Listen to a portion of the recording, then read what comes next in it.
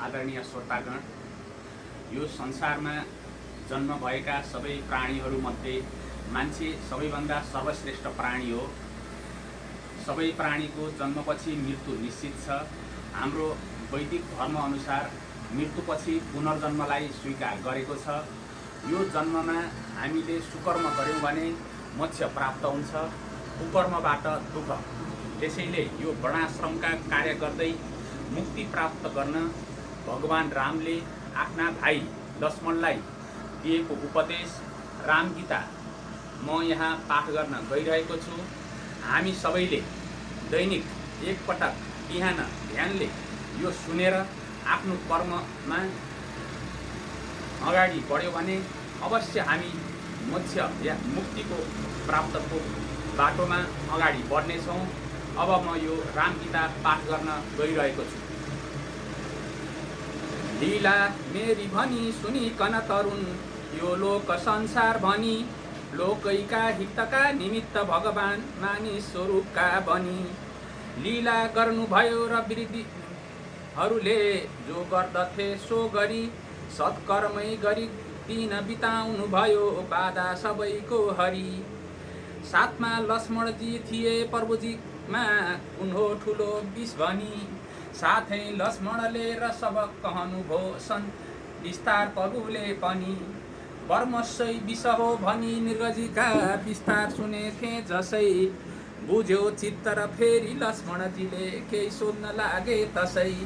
हे नाथ ज्ञान स्वरूप देहहरूको आत्मा अधीनमा पनि संसार उबार हर्नुभयो अनेक तरहले यस आकृतिका बनी।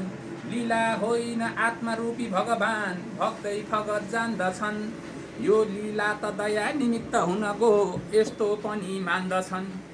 यस्ता मालिक जानी पाउ तलमा ख्वामित परेको म छु, संसार रूपी गम्भीर समुद्र सहजै कुन पाठले तर्दछु। सोही मुक्ति सिकाई बक्सनु हवस् जुन पाठले यो तरी, पुग्नेछु पछि धाममा सहजमा आनन्दको भोग गरी। लक्ष्मणका यी वचन सुनेर रघुनाथ मुखै हँसिलो गरी, आफ्ना भक्त ती भाइ लक्ष्मणजीको सम्पूर्ण सन्ताप भरी तत्त्व ज्ञान पनि यही दिनुभयो जुनलाई बेलले पनि भन्छन् लोकहरूलाई तर्न सजिलो साँगु छ यही भनी। यो वर्णाश्रमका क्रिया जति त छन् तिनलाई पहिले गरी 10 इन्द्रिय र मन जितेर गुरुको सामने अगाडि सरी। आत्मै ज्ञान मिलोस् भनेर गुरुको सेवा निरन्तर गरे, आत्म ज्ञान पनि मिल्छ यही रीतले संसार कतिले तरे।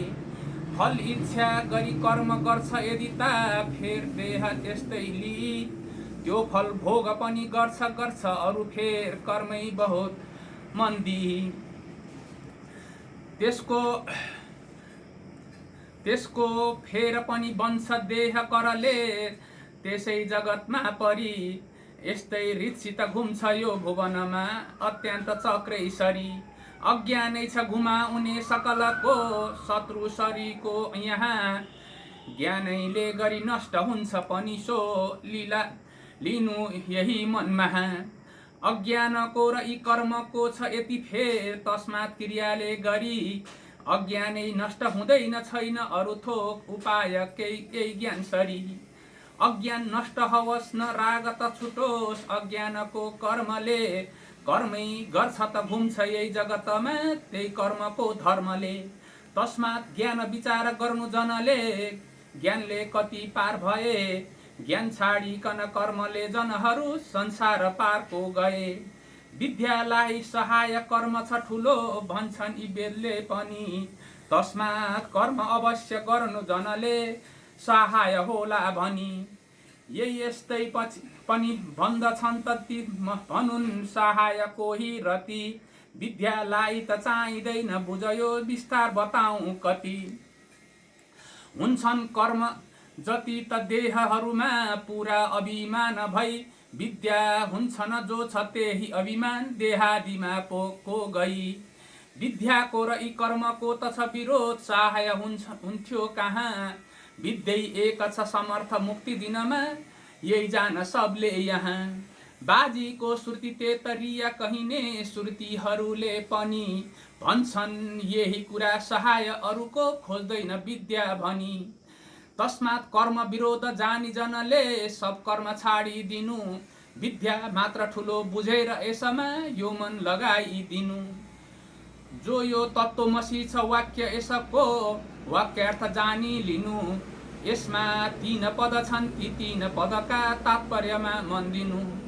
तत्को अर्थ परमात्मा हुन्, ती पदमा तुम भन्नु जीवात्मा हो। तिनको एकका बुझाउनेछ 80 पद, रात दिन विचार गर्नु यो।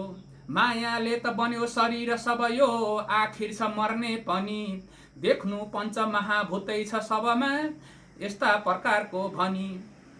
संसारमा सुख दुःख साधन स्वरूप देखिन्छ जो देह यो, स्थूलोपाधि भनी कहिन्छ सबले, यो नाम यसैको त हो। 10 इन्द्रिय र मन अपञ्चीकृत भूत, यो 16 जम्मा छ यो, स्थूलोपाधि भनी कहिन्छ सबको, मूल भोग साधन छ यो। यसै स्थूल उपाधि भित्र छ सदा, यिनको वियोग मो जसै, स्थूलोपाधि जलेर जान्छ सब यो, टिक्दैन एक क्षण कसै।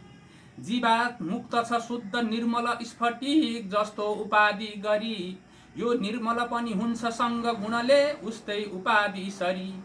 यिनै हुन् उपाधि देखि बुझी, खुब होला फरक जीव जसै, तस्तै मुक्त हुनेछ छैन नहीं ता अर्को उपाय कसै। राताका सँगमा रहे स्फटिक ठिक देखिन्छ रातै सरी, त्यस्तै आत्मा पनि उपाधि सँगमै हुन्छन् उपाधि सरी। आत्मामा छ उपाधि केही नफटिकमा, केही छ रातो कतै, झुट्टै मात्र छ यो झलक यही विचार, खुब राख्नु जताततै। जाग्रत स्वप्न सुसुप्त वृत्त 3 छन्, यस बुद्धिका यी पनि छुट्टै लिन्छ नित्य सुख रूप, यस वर्म रूपमा भनी। जानी वृत्ति विरोध गरेर जनले, यो आत्मा जानी लिनु, आत्मा भित्र उपाधिलाई त झुटो जानेर छोडिदिनु। आत्मा हो सुख रूप दुःख रूपको, संसार छ उसमा कहाँ, अज्ञानले गरी मात्र सत्य रूपले झल्कन्छ आत्मामा। ज्ञानले लिनु पनि हुन्छ डोरिकन साथ, बुझ्नु छ जस्तो फगत, त्यस्तै ईश्वरका अनेक तरहका देखिन्छ यस्तो जगत। अभ्यास हुन्छ चिदात्मामा यी सबका, जो छन् अहङ्कारका, इच्छादि पनि बुद्धि धर्म बुझनु छैनन् कुनै सारका।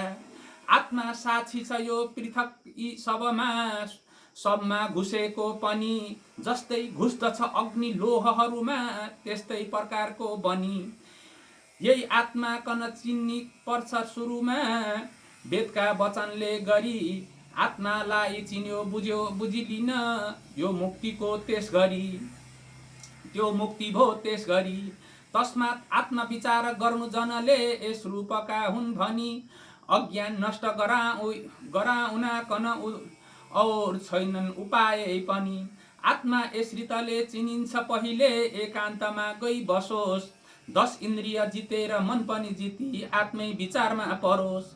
जानोस् जो छ जगत प्रकाशमय, प्रकाश सकल हो, यही आत्मा सत्ता भनी, यही तत्त्व बुझेर पूर्ण रूपले होइन्छ आफू पनि।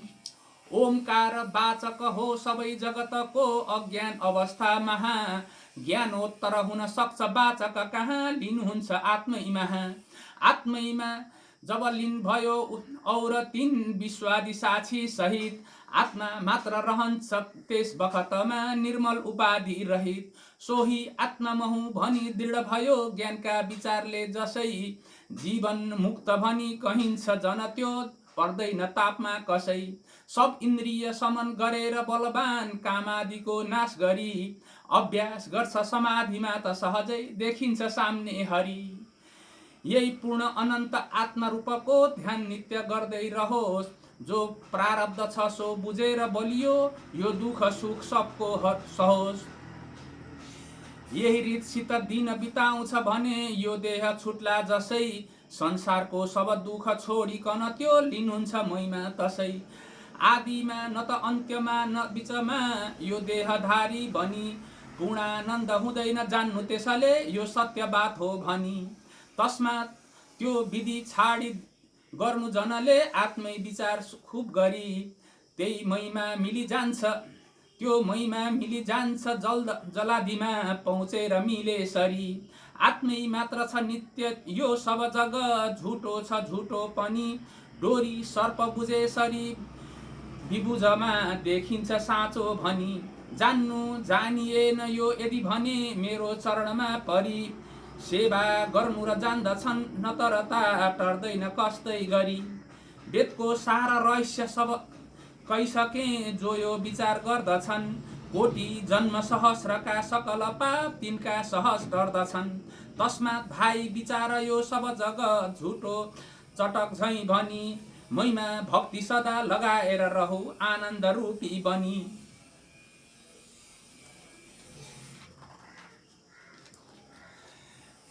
मेरा यही सगुण स्वरूप कनक खुशी मानी भजन ध्यान गरून् वा निर्गुण परिपूर्ण आत्मा रूपमा लागेर यो मन धरुन् ती दुवै मै तुल्य हुन् यी मै हुँ ती मै सरीका भनी गर्छन् सब भुवनै पवित्र तिनले कुल्ची दिँदामा पनि सर्दा भक्ति रहोस् गुरु चरणमा मेरो वचनमा पनि यसलाई श्रुति सार बुझिकन पढोस् मूल तत्त्व यही हो भनी यस्तै रीतसित यो पढ्यो पनि भने अज्ञानको नाश गरी यस्तै रूप बनी जान्छ सहजै संसार सागर तरी अहिले यो समापन भएको छ यसलाई सबै श्रोताहरूले सुनेर दैनिक एकपटक सुनेर यसलाई अनुसरण गर्न सक्नुभयो भनेदेखि हामी मोक्ष हुनेछौँ हस् यहाँहरू सबैलाई सुन्नुभएकोमा म धन्यवाद दिन चाहन्छु हस् नमस्कार